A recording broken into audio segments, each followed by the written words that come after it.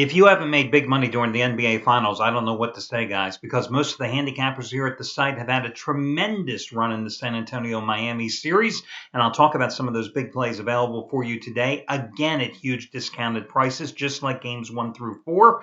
And, of course, here in the video report, not only have I given you 7 straight NBA free winners, but a 4-0 sweep with my NBA Finals free plays, and I'm going to break down game number 5 for you in just a moment. Hi everyone, Al DeMarco here, and this of course is going to be your Sunday video report. As I have done consistently through the playoffs, I told you at the outset that when I saw a bunch of guys coming with big plays, either max wager plays or one of their hot plays that they've won so many in a row, I would try to maximize the discount for you by giving you the opportunity to buy one handicapper and get the plays of 2 other handicappers of equal or lesser value absolutely free. Now, to do so, of course, I've had to go in every single day manually and adjust all the prices for these handicappers downward to make it a savings for you. But once again here with game number 5, nothing has changed, guys. And again today, you have that opportunity to buy one handicapper's plays and get the plays of 2 other handicappers of equal or lesser value absolutely free. So among the guys you might want to choose from, Jeff Benton, his 6th ever 200 dime play in any sport. The first 5 have all been in the NBA. They've all been in the past 3 to 4 weeks. And you've gotten them all here at huge discounted prices, so why not look for number 6 in a row today? He's already given you the Spurs in games 1, 3, and 4 in the series as 200 dime plays. Hell, he's going for winning day number 39 out of 66. And $10 bettors up a little over $11,300 in that 2-month stretch. So that's one of the plays available for you today. Brad Wilton, 100 dime winner number 16 out of 23 on the game 5 side. He had a 100 dime winner on the Spurs in game number 4. How about Chris Jordan? Yesterday, his first 2,000 star double your wager play of the year in baseball. And he had a 2,000 star double your wager play, remember, with San Antonio. I think it was in game number 3 of the finals. Well, yesterday he cashed in with the Dodgers and Diamondbacks. Today, his second 2,000 star double your wager game of the year. That's available today, what he's calling his National League Value Chalk of the Year. Brian Rosica is going for a 9th straight finals winner over the past 2 years. Hit 150 dime play on the Spurs in game number 3. Hit 100 dime play on the Spurs in game number 4. Today, though, his first ever finals 200 dime release. And this is a guy who, once again, is 8-0 in the finals over the past 2 years. Well, today, he's got the total as his 200 dime play. Trace Adams, first ever 2,000 star NBA total of his career. Those are among the hot handicappers from whom you can choose today. Again, you buy one handicapper, get the plays of 2 other handicappers of equal or lesser value for free. If you haven't done this before, you make your initial purchase, then you email customer service, use the contact us link, the help link. You'll see it here on the homepage. Use that link. Email them, say, hey, I bought so-and-so, add so-and-so and so-and-so to my account. Be patient, guys. When I do these type of offers, they are overwhelmed, okay? So generally it takes them about 5 minutes to get back to you on customer service. It may take 10, but they will go ahead and add the plays to your account automatically. So those are among the hot handicappers. By the way, let me just talk a little bit more about Rosica for a minute. As I said, a perfect 8-0 with his NBA Finals releases over the past 2 years, coming off the 150 and 100 dime winners on the Spurs, respectively, in games 3 and 4 at Miami. Today, his first ever 200 dime release in the NBA, his 9th straight NBA Finals winner, Spurs Heat over under. That's also available as the $9 payday payout today, because I realize some of you guys don't want to go and do the bigger offers. That's cool. So I try to make sure that you have discounted plays available too. And, this is going to continue whether the finals are over today or not, all through the baseball season, where I always increase the number of discounts and the number of savings packages, because those of you that play baseball like me, well, you're the diehards, so I like to reward you guys even more. So anyway, you can get that for $9 simply by using coupon code ROSICA9, ROSICA9. And then Chris Jordan, who yesterday you saved like $70 on the purchase of his price. Of his play. Well, today, his 2,000 star double your wager game of the year part number 2. How would you like to get it for $14? That's right, $65 off the purchase price. You get it for $14 by using coupon code CHRIS65, CHRIS65. Finally, the charity play of the week. going for winner number 37 out of 60 and 9 out of 12. And 3 of the last 4 weeks, I have put myself on the line as the charity play of the week selection. And 3 times I have cashed in on every single occasion with a run line dog. No run line dog today, but it's another 10-time play, just like the others. In fact, 6 of the last 8 charity plays that have won, I've been responsible for. They've all been 10-time plays. It's my second highest rated play. It's another one going today. You get it absolutely free, my Road Warrior Lock of the Year, simply by using the coupon code. I know this is pretty original. It's the word free, F-R-E-E, F-R-E-E. And again, you know the deal, Charity Play of the Week program. If I win the play, tomorrow I ask you to make a donation to an individual, a family, somebody in time with some type of financial need. I realize most of you out there take advantage of me, and probably less than 30% of you actually make donations. For those of you that do, thank you. For the other 70%, screw you. I don't give a damn about you. I'm doing it anyway because it's a charity program. We probably together, well, no, I shouldn't say together. Together, thanks to you, it's a community of caregivers that we've created. But you guys out there, you guys have easily contributed well over $300,000, maybe $350,000, because it's not like I get a recap of these things, but I see the donations for all the programs and the plays that we've had and the recipients over the past 2.5 years.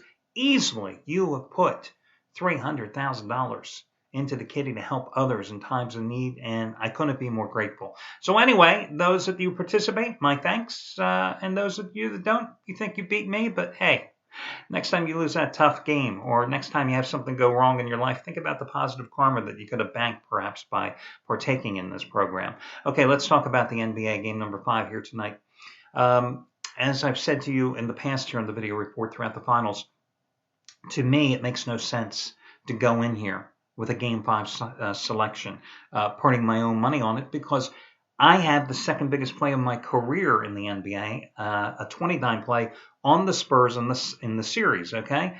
So to me, it's double dipping. Plus, I just cashed with a 10-time play on San Antonio in game number 4, and I told you at the time I thought that would probably be my only side selection that I would personally wager on in addition to the series play in the series, and of course that was an easy winner.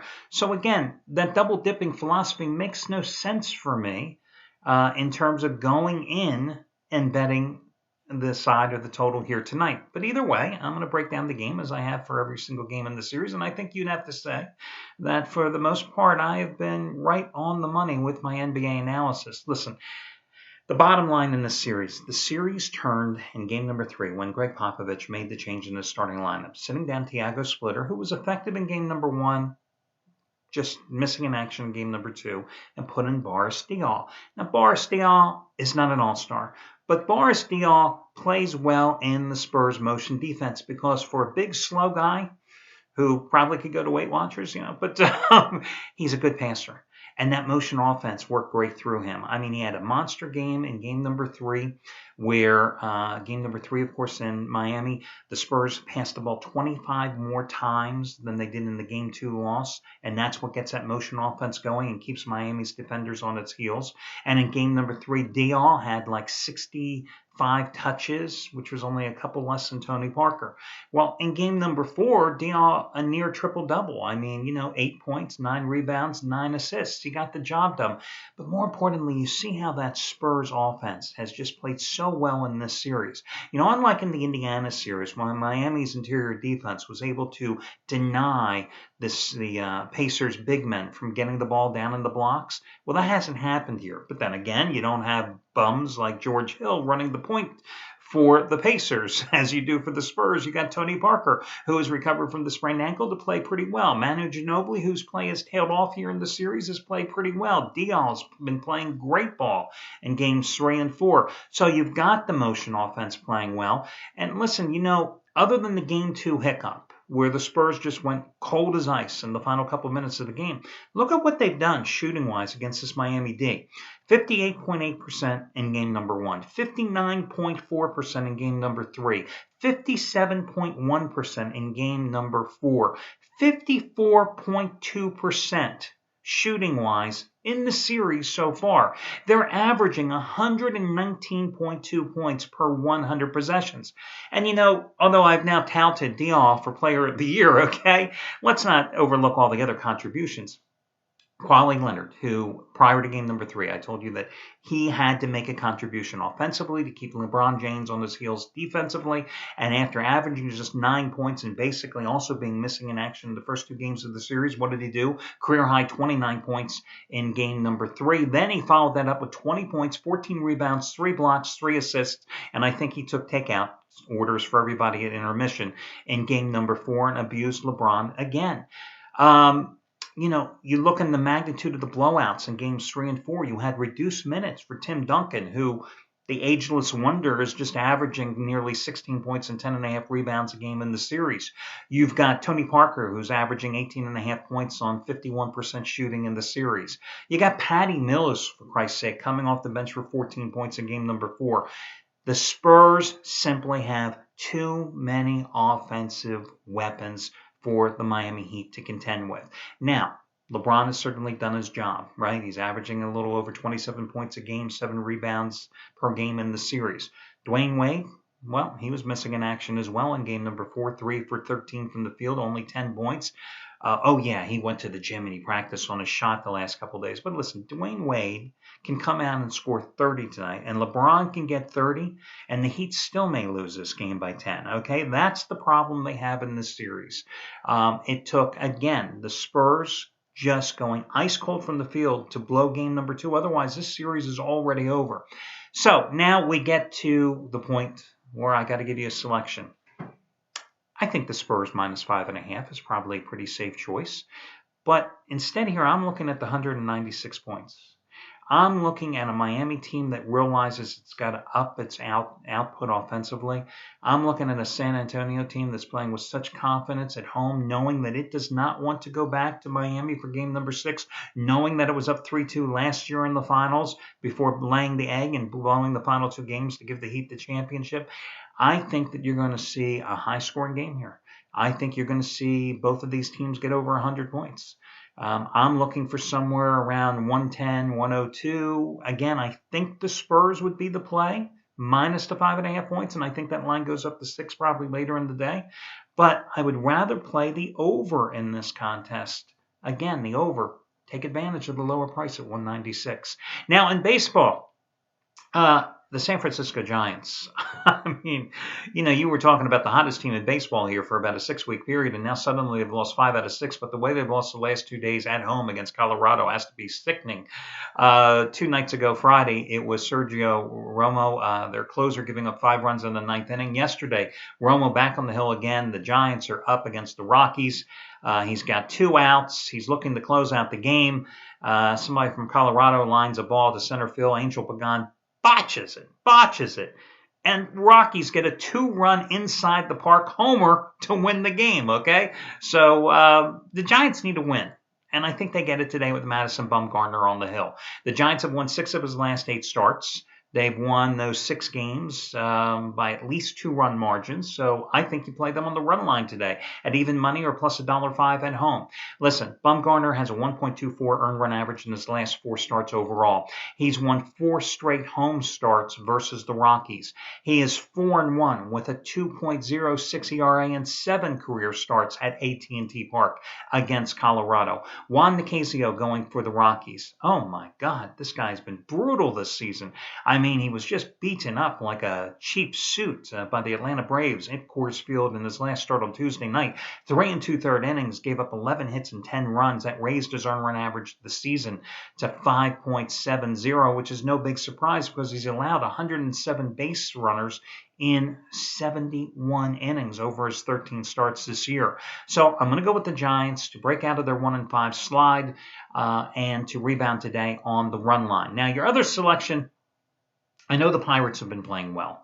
I know they've gotten a big lift from bringing up Gregory Polanco. I know that they've got a lot of guys in their lineup that have finally found their bats. But I don't like the Pirates today because they're forced to go with Vance Worley. Vance Worley, what they used to call him when he made his debut with the Phillies a few years ago, the Vanimal. Well, he was vanquished once he had the bone chips in the elbow. Bounced around here, was with the Twins last year, brutal 7.21 earned run average in 10 starts. Was pitching for the Pirates AAA team in Indianapolis where he had a 4.3 start in a more pitcher-friendly AAA level league. Not that impressive. Henderson Alvarez left his last start for Miami with a little bit of a strained hip.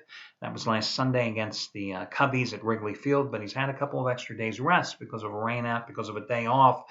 Listen, the Marlins have won each of his last 5 starts, 7 of his last 8 starts. In 2 starts against the Pirates last year, he had a 2.08 earned run average. He's pitched great at home this year. In fact, 25 straight scoreless innings at home he brings into this contest with 2 shutouts. That's going back to May 1st. Overall, in 6 home starts this season, he's personally 3-1 with an ERA of 1.47. Yes, the Marlins have lost 3 in a row, and they've lost 6 out of 8 at home. In fact, they're just playing devil's advocate here and telling you the truth after that 20-7 starts. But although the Pirates have won 4 in a row, although they've won consecutive games to open this series by 8-6 scores the past 2 days, I think today is the day you reverse the trend. And again, this is all about going against Vance Worley, and that's why I'm going to take the fish in this one. So Miami minus the 135 at home. The Giants on the run line at home against Colorado, plus $1.05 or maybe even money at worst case scenario. And again, although I think the Spurs minus the 5.5 points is a pretty good investment, I think the best bet in this one is to go ahead and take the over in the game of 196, as I think both teams get over the century barrier in scoring in this one. That'll do it, guys. Enjoy the day, and I'll talk to you again on Monday afternoon.